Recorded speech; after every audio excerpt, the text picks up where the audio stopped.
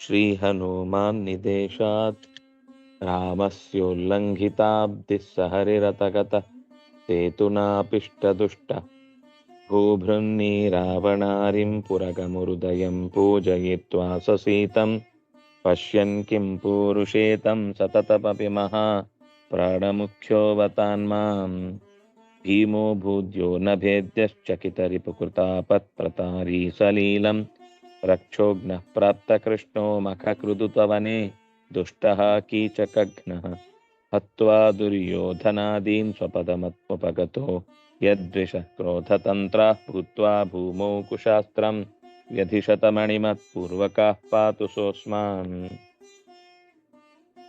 अज्ञानोत्सादनार्थं सुरवरवचसा सूचितो रूप्यभर्त्रा जातो मध्यालयार्यात् गुरुमतितपसो वासुदेवाभिधानः गोदात्रे मोक्षदाता रजतपतिपदा सेवको भूतभर्त्रा मान्यः प्राणः कुलस्थैरपि निजसहजा तर्पितः प्रीयतां मे आनन्दं मन्दहासामृतरसकलया सन्दधानः प्रजानाम् आस्येन्दो शोभमानैरपि कलवचनैः बाललीलाविलासैः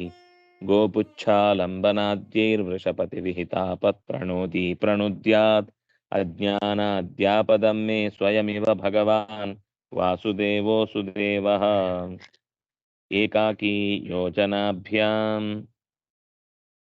व्यवहितमगमद्यस्त्रिवर्षो मरौको यो लाಳ್यो लोकमात्रा स्वलिपिपरिचये तात विस्मेरताकृत् प्राज्ञं मन्यं शिवाख्यं परिषदि चितवान् शाखिनामर्थमोचे दुर्गं पित्रोपनीतः सुरवरमहितो मह्यतां मे वचोभिः पायान्मां यो भुजङ्गं सदरिमदमयद्रागोपाध्यायसेवी विश्वेभ्यो वेगदूरप्लवनविधिनियुद्धादिवीर्यातिशायी येनास्ता मूढशङ्का श्रुतिशुचिवचसालं शिरो शीर्षशूला सख्युर्नारायणज्ञोतय उपनिषदं व्याख्यतास्मै सुरार्थ्यः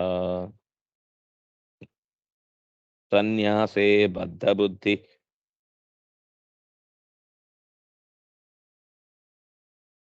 नवनिधि ಅವರು ಹೇಳಿ ಸನ್ಯಾಸೇ ಬದ್ಧಬುದ್ಧಿಃ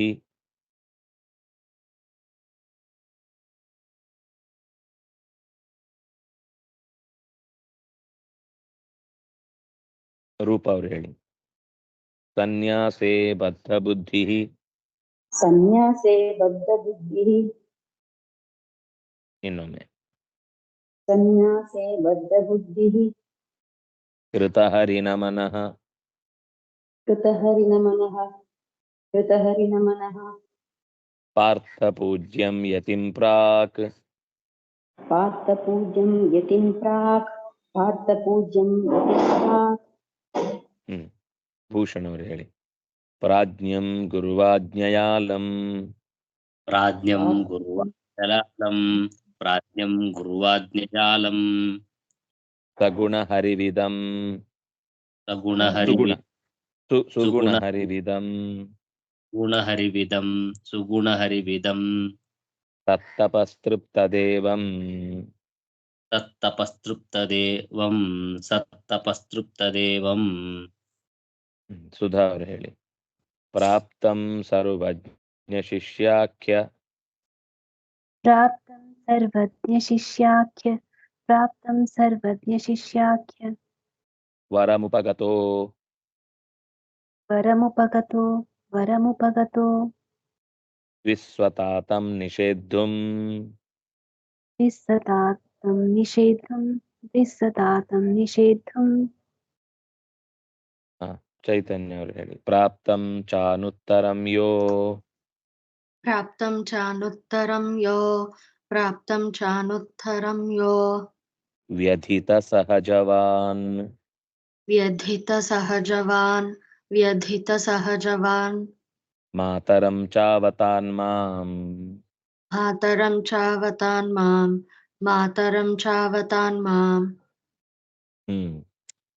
ಪೂರ್ವದ ಕಥೆಯಲ್ಲಿ ಏನಾಗಿತ್ತು?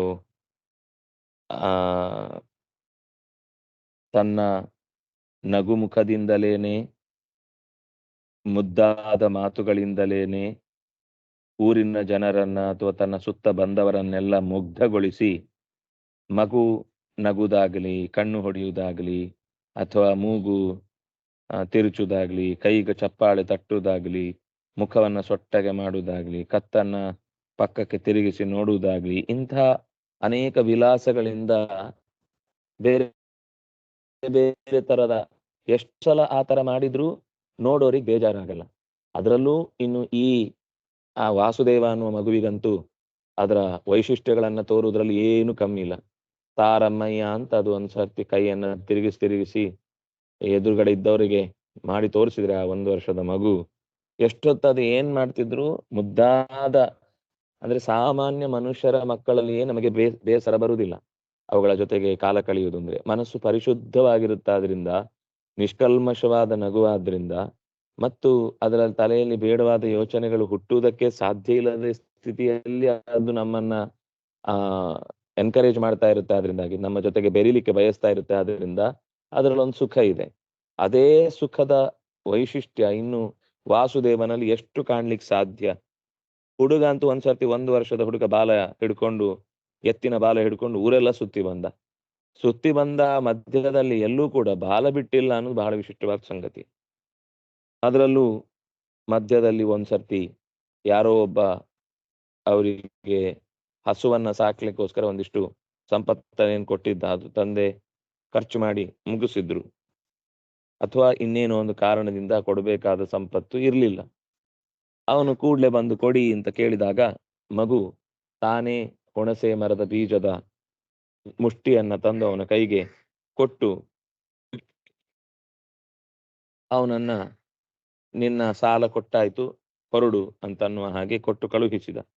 ಹೀಗೆ ಅಜ್ಞಾನಾದಿ ಆಪದಮ್ಮೆ ಸ್ವಯಮೇವ ಭಗವಾನ್ ವಾಸುದೇವೋ ಸುದೇವ. ಅಜ್ಞಾನಾದಿ ಆಪತ್ತುಗಳನ್ನ ಪ್ರಣುದ್ಯಾತ್, ಕಳೆದು ಬಿಡಲಿ. ನನಗೆ ಒಳಗಿನಿಂದ ತುಂಬಿಕೊಂಡಂತಹ ರೋಗದ ಹಲವು ಮುಖಗಳನ್ನ ಈ ಸ್ತೋತ್ರದ ಪಾರಾಯಣದಿಂದ ನಾವು ಕಳ್ಕೊಳ್ಳಿಕ್ಕಾಗತ್ತೆ. ಅಂದ್ರೆ ಪ್ರತಿ ಶ್ಲೋಕದಲ್ಲೂ ಒಂದಲ್ಲ ಒಂದು ರೀತಿಯ ಮಾನಸಿಕ, ವಾಚಿಕ, ದೈಹಿಕ, ಸಾರ್ವತ್ರಿಕ, ಪಾರಮಾರ್ಥಿಕ, ಸಾಂಸ್ಕೃತಿಕ, ಸಾಮಾಜಿಕ, ರಾಜಕೀಯ ಎಲ್ಲಾ ದಿಕ್ಕಿನಿಂದಲೂ ಇದಕ್ಕೊಂದು ಮುಖ ಇದೆ. ಎಲ್ಲವೂ ಒಂದಲ್ಲ ಒಂದು ರೀತಿಯಿಂದ ಅನುಗ್ರಹಕ್ಕೆ ಕಾರಣವೇ ಆಗುತ್ತೆ ಅನ್ನುವ ಹಿನ್ನೆಲೆಯಲ್ಲಿ ಈ ಮಾತು ಬಂತು. ಅಪ್ಪನ ಹತ್ರ ಯಾವಾಗ್ಲೂ ಜಗಳ ಆಡ್ತಿದ್ದ. ನಾನು ಇಷ್ಟು ವಿಷಯ ಹೇಳ್ತೇನೆ, ಇವತ್ತು ಯಾರೋ ಕೇಳದ ಹಾಗಿರುತ್ತೆ, ನಾಳೆ ಮತ್ತೆ ನೋಡಿ ಆದ್ರೆ ಅದೇ ತಪ್ಪಿರುತ್ತೆ, ಯಾಕೆ ಹೀಗೆ ಜನ ಒಪ್ಪಲ್ಲ? ಆಗ ಅಪ್ಪ ಒಂದ್ಸಲ ಹೇಳಿದ್ರು, ನೀನೆಲ್ಲ ಹೇಳುದು ಸರಿ ಪುಟ್ಟ, ಆದ್ರೆ ಜನ ದೊಡ್ಡ ಸ್ಥಾನದಿಂದ ಬಂದ್ರೆ ಮಾತ್ರ ಅದನ್ನು ಒಪ್ಕೊಳ್ತಾರೆ. ದೊಡ್ಡ ಸ್ಥಾನದಿಂದ ಅಂದ್ರೆ ಹೌದು, ಯಾವ್ದೋ ಪೀಠದ ಅಧಿಪತಿಯಾಗಿ ಸನ್ಯಾಸಿಯಾಗಿದ್ದು ಏನಾದ್ರು ಹೇಳಿದ್ರೆ ಮಾತ್ರ ಅವರು ಅದನ್ನ ಒಪ್ತಾರೆ. ಅದರ ವಿಷಯದಲ್ಲಿ ನಾವು ತುಂಬಾ ಕಡಿಮೆ ಪ್ರಯತ್ನ ಮಾಡಿದ ಹಾಗಾಗತ್ತೆ. ಏನ್ ಮಾಡುದು ಅಂತ ಹುಡುಗ ಯೋಚನೆ ಮಾಡಿ ಅಪ್ಪ ಹೇಳಿದ, ಪೀಠಾಧಿಪತ್ಯವನ್ನ ಸ್ವೀಕರಿಸಿದಾಗ ನಮ್ಗೆ ಮಾತಿಗೊಂದು ಬೆಲೆ ಬರುತ್ತೆ. ಹೌದಾ, ತಲೆಯಲ್ಲಿ ಕೂತಾಗಿತ್ತು, ಯಾವತ್ತೋ ಹೇಳಿದ್ದು ಆ ತಲೆಯಲ್ಲಿ ಕೂತು ಬಿಟ್ಟಿತ್ತು. ಸನ್ಯಾಸದಲ್ಲಿ ಬದ್ಧ ಬುದ್ಧಿ, ಮನಸ್ಸಿನಲ್ಲಿ ಸನ್ಯಾಸ ತಗೊಳ್ಬೇಕು ಅನ್ನೋದು ನಿಶ್ಚಯವಾಗಿ ಗಟ್ಟಿಯಾಗಿ ಕೂತಾಗಿತ್ತು. ಕೃತಹರಿ ನಮನಃ, ಮನೆಯಲ್ಲಿ ಒಂದ್ ದಿವಸ ಇದ್ದಕ್ಕಿದ್ದ ಹಾಗೆ ಅವನಿಗೇನ್ ಜ್ಞಾನೋದಯ ಆಯ್ತು ಅಂತ ಯಾರಿಗೂ ಗೊತ್ತಾಗ್ಲಿಲ್ಲ. ಆದ್ರೆ ಅವನು ಮಲಗುವ ಪ್ರತಿಯೊಂದು ಅಥವಾ ಕೂಡುವ, ನಿಲ್ಲುವ, ಮನೆಯಲ್ಲಿ ಏನೆಲ್ಲ ವಸ್ತುಗಳಿತ್ತೋ ಅದೆಲ್ಲವನ್ನು ನಮಸ್ಕರಿಸಿದ್ದಾನೆ. ಕೃತಹರಿ ನಮನಃ. ಎಲ್ಲೆಲ್ಲಿ ಅವನಿಗೆ ವಿಶೇಷ ಪರಮಾತ್ಮನ ಸನ್ನಿಧಾನದ ನೆನಪಾಯಿತೋ ಅದೆಲ್ಲವನ್ನು ಅವನು ಸಂಗ್ರಹ ಮಾಡಿ ಅದೆಲ್ಲದಕ್ಕೂ ನಮಸ್ಕಾರ ಮಾಡಿ, ಕೃತಹರಿ ನಮನಃ ಪಾರ್ಥ ಪೂಜ್ಯಂ ಯತಿಂ ಪ್ರಾಕ್. ಸರಿ, ಸೀದಾ ಗುರುಗಳ ಹತ್ರ ಹೋದ, ನನಗೆ ಸನ್ಯಾಸ ಕೊಡಿ ಅಂತ.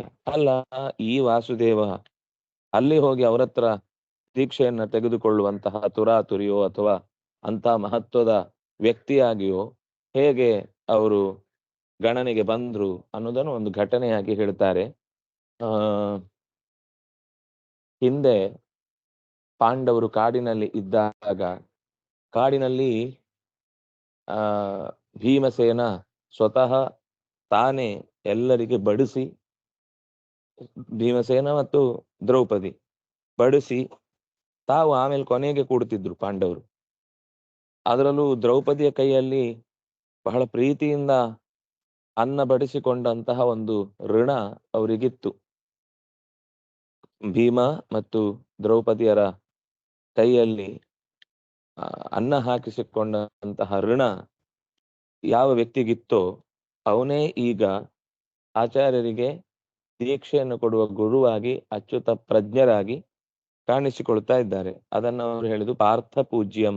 ಹಿಂದೆ ಪಾರ್ಥನಿಂದ ಭೀಮನಿಂದ ಪೂಜ್ಯನಾದವನು, ಗೌರವಿಸಿ ಆತಿಥ್ಯ ಮಾಡುವಾಗ ಅವನ ಮನೆಯ ತುತ್ತನ್ನವನ್ನು ಸ್ವೀಕರಿಸಿದ್ದಾನೆ. ನಾವು ಸಜ್ಜನರ ಮನೆಯ ನೀರನ್ನಾದ್ರೂ ಕುಡಿಬೇಕು ಅಂತ ಒಂದು ಮಾತಿದೆ. ನಮ್ಮಲ್ಲಿ ಅನಂತ ಪಾಪಗಳು ತುಂಬಿಕೊಂಡಿದ್ರೆ, ಅನಂತ ದೋಷಗಳಿಂದ ನಾವು ಗ್ರಸ್ತರಾಗಿದ್ರೆ, ನಮಗೆ ಯಾವುದೇ ಮಾನಸಿಕ ಚಾಂಚಲ್ಯವನ್ನು ಪರಿಹರಿಸಿಕೊಳ್ಳಿಕ್ಕಾಗದೆ ನಾವು ತುಂಬಾ ನಮ್ಮನ್ನ ನಾವು ಇದು ಸರಿ ಇಲ್ಲ ಅಂತ ಕ್ಷಮಿಸಿಕೊಳ್ಳಲಾರದ ಸ್ಥಿತಿಯ ಮನಸ್ಸನ್ನ ಹೊಂದಿದ್ರೆ, ಆವಾಗ ಯಾಚಯೇದ್ ವೈಷ್ಣವಸ್ಯ ಅನ್ನಂ. ಭಗವಂತನನ್ನು ಅನನ್ಯವಾಗಿ ಎಲ್ಲೆಡೆ ಇದ್ದಾನೆ ಅಂತ ಪ್ರೀತಿಸುವ ಮನುಷ್ಯತ್ವದಿಂದ ಕೂಡಿದ ಒಬ್ಬ ವ್ಯಕ್ತಿಯ ಮನೆಯಲ್ಲಿ ಹೋಗಿ ಅನ್ನ ಬೇಡಬೇಕಂತೆ, ದಯವಿಟ್ಟು ಒಂಚೂರು ಅನ್ನ ಕೊಡಿ ಅಂತ. ಅವರೇ ಪಾಪ ಕಷ್ಟದಲ್ಲಿದ್ದಾರೆ ಅಥವಾ ಅವರ ಪರಿಸ್ಥಿತಿಯು ನಮ್ಮ ಯೋಚನೆಯನ್ನು ಮೀರಿ ಕಷ್ಟದಲ್ಲಿದೆ ಅಂತಂದಾಗ ನೀರಾದ್ರೂ ಕೊಡಿ ಅಂತ ಕೇಳಿ ಸ್ವೀಕರಿಸಿ ಅದರಿಂದ ಬದುಕನ್ನ ಕಟ್ಟಿಕೊಳ್ಬೇಕು ಅಂತ ಮಾತಿದೆ. ಅಂದ್ರೆ ಅಷ್ಟು ಮಹತ್ವ ಇದೆ. ಒಬ್ಬ ಸಜ್ಜನನ ಮನೆಯ ಒಂದು ತುತ್ತು ಅನ್ನವನ್ನು ಸ್ವೀಕರಿಸಿದ್ರೆ ಬದುಕಿನಲ್ಲಿ ಅನೇಕ ತರದ ದೋಷಗಳು ಪರಿಹಾರ ಆಗ್ತವೆ. ಪಾತಕೆ ಮಹತ್ತಿ ಪ್ರಾಪ್ತೆ ಪ್ರಾಯಶ್ಚಿತ್ತ ವಿವರ್ಜಿತೆ ಯಾಚಯೇದ್ ವೈಷ್ಣವಸ್ಯ ಅನ್ನಂ ತದಭಾವೇ ಜಲಂ ಪಿಬೇತ್ ಅಂತ ಬಹಳ ಸಮಾಧಾನವನ್ನ ನಮಗೆ ಕೊಡುವಂತಹ ಮಾತು. ಹಾಗಾಗಿ ಈ ಅಚ್ಯುತ ಪ್ರಜ್ಞರು ಬೇಡಿ ಭೀಮನ ಕೈಯಿಂದ ಅನ್ನವನ್ನ ಸ್ವೀಕರಿಸಿ ಋಣ ಏನಿತ್ತು ನೋಡಿ, ಇದೊಂದು ಅನ್ನದ ಋಣ ಅಷ್ಟೇ. ಆದ್ರೆ ಅನ್ನದ ಋಣ ಹೇಗೆ ಅವರಿಗೆ ಒಂದು ದೊಡ್ಡ ಸಂಬಂಧವನ್ನ ಕಲ್ಪಿಸಿಕೊಟ್ಟಿತು ಅಂತಂದ್ರೆ, ಗುರುವಾಗುವಂತಹ ಯೋಗ ಸಿಕ್ಕಿತು. ಅಂದ್ರೆ ಗುರುವೇ ಆಗ್ಬೇಕು ಅನ್ನೋದಲ್ಲ, ಅವರಿಗೆ ಒಬ್ಬ ಯೋಗ್ಯ ವ್ಯಕ್ತಿಯಿಂದ ದೀಕ್ಷೆಯನ್ನ ಸ್ವೀಕರಿಸ್ಬೇಕು. ಯಾಕಂದ್ರೆ ಲೋಕದ ನಿಯಮ ಪಾಲನೆ ಮಾಡ್ಬೇಕಾದ್ರಿಂದ ಅವರಿಗೇನು ಯಾರು ದೀಕ್ಷೆ ಕೊಟ್ರು ನಡೆಯುತ್ತೆ, ಅವ್ರಿಗೇನು ದೀಕ್ಷೆ ಬೇಕಿಲ್ಲ. ಆದ್ರೆ ದೀಕ್ಷೆಯ ಒಂದು ವ್ಯವಸ್ಥೆಯಲ್ಲಿ ಒಬ್ಬ ಯೋಗ್ಯನಾದ ವ್ಯಕ್ತಿ ಇರಬೇಕು ಅನ್ನೋದಂತೂ ಸತ್ಯ. ಆ ಹಿನ್ನೆಲೆಯಲ್ಲಿ ಒಂದು ಋಣವನ್ನ ಕಳೆದುಕೊಳ್ಳುವ ದೃಷ್ಟಿಯಿಂದ ಗುರು ಆದೇಶ ಮಾಡ್ತಾರೆ, ಉಪದೇಶ ಮಾಡ್ತಾರೆ, ಸಂದೇಶ ಕೊಡ್ತಾರೆ. ಆವಾಗ ಅದನ್ನೆಲ್ಲ ಪಾಲಿಸಿದ್ದಕ್ಕೆ ಒಂದು ವಿಶೇಷವಾದ ಫಲ ಬರುತ್ತೆ. ಗುರುಗಳ ಮುಖೇನ ಈ ಕಾರ್ಯವನ್ನ ಮಾಡಬೇಕು ಅಂತ ಆ ಸಂಬಂಧ ಕಲ್ಪಿಸಿದ್ದಕ್ಕೆ ಕಾರಣ ಪಾರ್ಥ ಪೂಜ್ಯಂ ಯತಿಂ ಪ್ರಾಕ್ ಯತಿಂ ಪಾರ್ಥ ಪೂಜ್ಯಂ ಯತಿಂ, ಪಾರ್ಥನಿಂದ ಪೂಜಿಸಲ್ಪಟ್ಟ ಯತಿಯನ್ನು ಅವರು ತಮ್ಮ ದೀಕ್ಷೆಯನ್ನ ತೆಗೆದುಕೊಳ್ಳುವ ಸ್ಥಾನಕ್ಕಾಗಿ ಆಯ್ಕೆ ಮಾಡಿಕೊಂಡು ಹೋದ್ರು. ಪ್ರಾಜ್ಞಂ ಗುರುವಾಜ್ಞೆಯ ಅಲಂ. ಪ್ರಾಜ್ಞಂ ಒಳ್ಳೆಯ ಪ್ರಜ್ಞಾವಂತರಾದಂತಹ ವ್ಯಕ್ತಿ ಅಚ್ಯುತ ಪ್ರಜ್ಞರು. ಅದಕ್ಕೆ ಅಲ್ಲಿ ಪ್ರಾಜ್ಞ ಶಬ್ದವನ್ನ ಹಾಕಿದ್ದು. ಪ್ರಾಜ್ಞಂ ಗುರುವಾಜ್ಞೆಯ ಅಲಂ ಸುಗುಣ ಹರಿವಿದಂ. ತನ್ನ ಗುರುಗಳ ಆಜ್ಞೆಯಿಂದ ಅವರು ಹರಿಯಲ್ಲಿ ಗುಣಗಳಿವೆ ಅಂತಾನೆ ಉಪಾಸನೆ ಮಾಡ್ತಿದ್ರು. ಅದಕ್ಕೋಸ್ಕರನೇ ಆಚಾರ್ಯರು ಅವ್ರ ಹತ್ರ ಬಂದ್ರು. ಯಾಕಂದ್ರೆ ಅಲ್ಲಿ ಆ ತನಕ ಉಪಾಸನೆಯ ಕ್ರಮ ಇದ್ದದ್ದು ಎಲ್ಲ ಒಂದೇ, ನಿರ್ಗುಣನಾಗಿದ್ದಾನೆ ಭಗವಂತ ಅಂತ ಎಲ್ಲ. ಆದ್ರೆ ಇವರ ಗುರುಗಳು ಸಾಯುವಾಗ ಹೇಳಿದ್ರು, ಇಲ್ಲ ಪುಟ್ಟ, ಇದು ಸರಿ ಇಲ್ಲ. ಎಲ್ಲ ಹೇಳಿ ಮಹಾಭಾರತ ರಾಮಾಯಣ ಎಲ್ಲ ಕೇಳಿ ದೇವ್ರಿಗೆ ಏನು ಗುಣ ಇಲ್ಲ ಅಂತ ಹೇಳಿದ್ರೆ ಅದು ಹೇಗಪ್ಪ ಒಪ್ಕೊಳ್ಳಿಕ್ಕಾಗತ್ತೆ ಅಂತ ಹೇಳಿ ಅವರ ತೊಡೆಯಲ್ಲಿ ಪ್ರಾಣ ಬಿಟ್ಟಿದ್ರು. ಆದ್ರಿಂದ ಅದು ಅವ್ರಿಗೆ ತಲೆಯಲ್ಲಿ ಭಾರಿ ಇತ್ತು, ದೇವರಿಗೆ ಗುಣ ಇಲ್ಲ ಅಂತ ಹೇಳುವುದನ್ನ. ಆದ್ರೆ ಸಮರ್ಥಿಸ್ಲಿಕ್ಕೆ ಶಾಸ್ತ್ರೀಯವಾದ ಕಾರಣಗಳು ಗೊತ್ತಿಲ್ಲ. ಸಮರ್ಥಿಸುವುದು ಹೇಗೆ? ಇಷ್ಟು ದೊಡ್ಡ ಪರಂಪರೆಯಲ್ಲಿ ಸಂಪ್ರದಾಯದಲ್ಲಿ ಪಂಚಮಹಾವಾಕ್ಯಗಳನ್ನು ಬಿಟ್ಟರೆ ಬೇರೆ ಯಾವುದಕ್ಕೂ ಕೂಡ ಬಲ ಇಲ್ಲ, ಬೆಲೆ ಇಲ್ಲ ಅಂತ ಕಟ್ಟಿ ಕೂತಿದ್ದಾಗ ಈ ಸಮರ್ಥಿಸುವುದು ಹೇಗೆ ಅಂತ ಅನ್ನೋದೊಂದು ದೊಡ್ಡ ಗೊಂದಲ ಇತ್ತು. ಆ ಗೊಂದಲಕ್ಕೆ ಸರಿಯಾಗಿ ವಾಸುದೇವನಾಗಿ ಹುಡುಗ ಅವ್ರ ಹತ್ರ ಬಂದ. ಯಾರತ್ರ? ಸುಗುಣ ಹರಿವಿದಂ, ದೇವರು ಸುಗುಣನಾಗಿದ್ದಾನೆ ಅಂತ ತಿಳಿದವರಾದ ಆ ಗುರುಗಳ ಹತ್ರ ಬಂದ. ಸತ್ತಪಸ್ ತೃಪ್ತ ದೇವಂ, ಒಳ್ಳೆಯ ತಪಸ್ವಿಯಾದ ಸತ್ತಪಃ ಹುಡುಗ, ತೃಪ್ತ ದೇವಂ ದೇವರನ್ನ ತೃಪ್ತಿಪಡಿಸಿದ. ಅಂದ್ರೆ ಸಜ್ಜನರ ಋಣ ಇದ್ರೆ ಅದು ಮತ್ತಷ್ಟು ಗುಣಕ್ಕೆ ಕಾರಣ ಆಗುತ್ತೆ ಹೊರತು ದುಷ್ಟ ಜನರ ಋಣ ಇದ್ರೆ ಕೆಟ್ಟ ಪರಿಸ್ಥಿತಿಗಳನ್ನು ಅನುಭವಿಸಬೇಕು. ಸಜ್ಜನರ ಋಣ ಎಷ್ಟು ಮಾಡ್ತೇವೋ ಅಷ್ಟು ಭಗವಂತನಲ್ಲಿ ಅದು ಸಂಬಂಧವನ್ನ ಕಲ್ಪಿಸ್ಲಿಕ್ಕೆ ಕಾರಣವಾಗುತ್ತೆ. ಹಾಗಾಗಿ ಒಂದು ಋಣದಿಂದ ಅವರು ಅವತ್ತು ಮಾಡಿದ ಋಣದ ಪರಿಹಾರವನ್ನ ಗುರುಗಳಾಗಿ ಅವರಿಗೆ ದೀಕ್ಷೆ ಕೊಟ್ಟು ಅದನ್ನು ತೀರಿಸ್ಬೇಕಿತ್ತು. ಅದಕ್ಕೋಸ್ಕರ ಅಚ್ಯುತ ಪ್ರಜ್ಞರಾಗಿ ಬಂದ್ರು. ಆಗ ಹುಡ್ಕೊಂಡು ಬಂದ್ರು. ಪ್ರಾಪ್ತಂ ಸರ್ವಜ್ಞ ಶಿಷ್ಯಾಖ್ಯ ವರಮುಪಗತೋ ದ್ವಿಸ್ವತಾತಂ ನಿಷೇಧುಂ.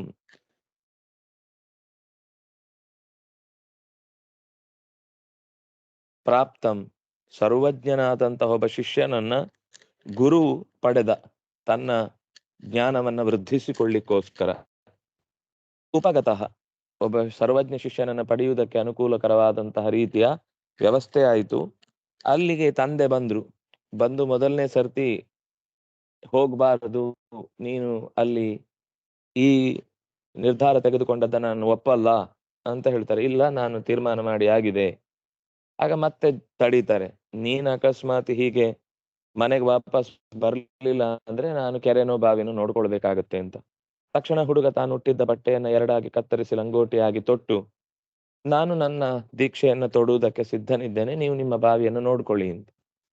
ತಕ್ಷಣ ಒಂದು ಮಗುವನ್ನ ಹೇಗಾದ್ರೂ ಸೆಳೀಬೇಕು ಅನ್ನೋ ಕಾರಣಕ್ಕೋಸ್ಕರ ಹೇಳಿದ ಮಾತು ಹೊರತು ನನಗೆ ಬಾವಿಗೆ ಹಾರುವ ಧೈರ್ಯವೂ ಇಲ್ಲ, ಮತ್ತು ಅದು ಶಾಸ್ತ್ರೀಯವಾಗಿ ಅನುಕೂಲಕರವೂ ಅಲ್ಲ.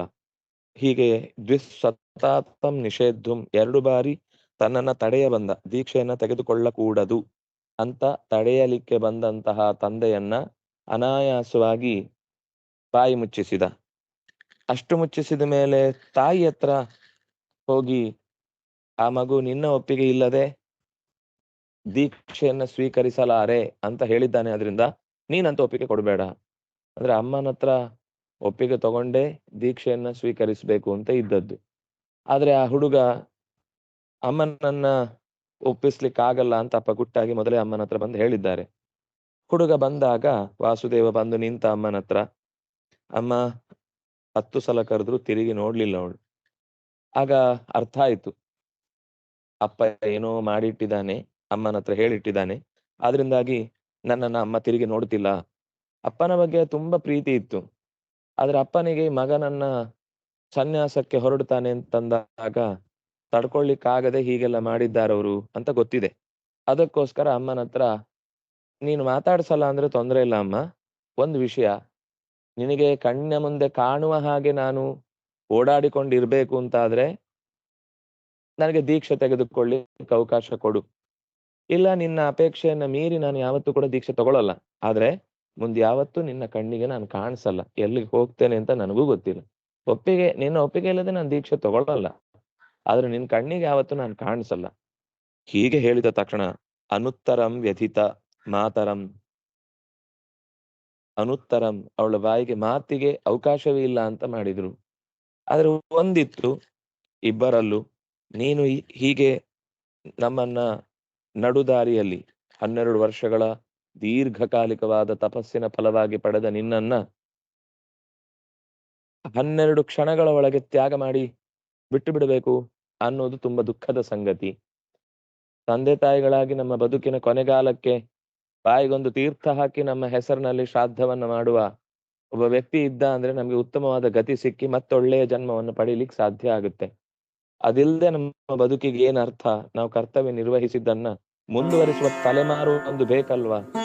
ಸಹಜವಾನ ಇಲ್ಲ, ನನಗೊಬ್ಬ ತಮ್ಮ ಹುಟ್ಟಿದ ಮೇಲೇನೆ ನಾನು ದೀಕ್ಷೆ ತಗೊಳ್ತೇನೆ ಅಂತ ಮತ್ತೆ 2 ವರ್ಷ ಕಾದು ಮತ್ತೆ ಒಬ್ಬ ಅವರಿಗೆ ಅನುಜ ವಿಷ್ಣು ತೀರ್ಥ ಅಂತ ನಾವು ಆಮೇಲೆ ಅವರ ಶಿಷ್ಯ ಪರಂಪರೆಯಲ್ಲಿ ಕೊನೆಯವರನ್ನಾಗಿ ನೋಡುತ್ತೇವೆ. ಆದ್ರೆ ಎಲ್ಲ ಶಿಷ್ಯರಿಗಿಂತ ಅತ್ಯಂತ ಉತ್ತಮ. ಯಾವ ಶಿಷ್ಯನಿಗೂ ಕೂಡ ಅಷ್ಟು ವಿಶೇಷವಾದ ವಿದ್ಯೆಯನ್ನ ಗುರುಗಳು ಮಧ್ವಾಚಾರ್ಯರಾಗಿ ಕೊಡ್ಲಿಲ್ಲ. ನಿಮ್ಗೊಬ್ಬ ಮಗ ಹುಟ್ಟಿದ್ಮೇಲೆ, ಅಂದ್ರೆ ನನಗೊಬ್ಬ ತಮ್ಮ ಹುಟ್ಟಿದ್ಮೇಲೆನೆ ನಾನು ಹೊರಡುತ್ತೇನೆ ಅಂತ ಆ ಮಾತನ್ನು ನಡೆಸಿಕೊಟ್ಟು ಆಮೇಲೆ ತಾಯಿ ತಂದೆಯರ ಒಪ್ಪಿಗೆಯನ್ನು ಪಡೆದು ದೀಕ್ಷೆಯನ್ನು ಹೊಂದಿದ ಇಂತಹ ವಾಸುದೇವನು ಮಾಂ ಅವತಾರ್, ನನ್ನನ್ನು ರಕ್ಷಿಸಲಿ, ನನ್ನನ್ನು ಹೊರೆಯಲಿ ಅಂತ ಈ ಪದ್ಯದ ಮೂಲಕ ಪ್ರಾರ್ಥನೆ ಮಾಡಿದ್ದಾರೆ. ಮತ್ತೆ ಮುಂದಿನ ಶ್ಲೋಕದ ಅನುಸಂಧಾನವನ್ನ ಮುಂದಿನ ಚಿಂತನೆಯಲ್ಲಿ ಕಾಣೋಣ ಅಂತ ಹೇಳ್ತಾ, ಕಾಯೇನ ವಾಚಾ ಮನಸಾ ಇಂದ್ರಿಯೈರ್ವಾ ಬುದ್ಧ್ಯಾ ಆತ್ಮನಾ ವಾ ಅನುಸೃತ ಸ್ವಭಾವಃ ಕರೋಮಿ ಯದ್ಯತ್ ಸಕಲಂ ಪರಸ್ಮೈ ನಾರಾಯಣಾಯೇತಿ ಸಮರ್ಪಯಾಮಿ. ಕೃಷ್ಣ ಅರ್ಪಣಮಸ್ತು.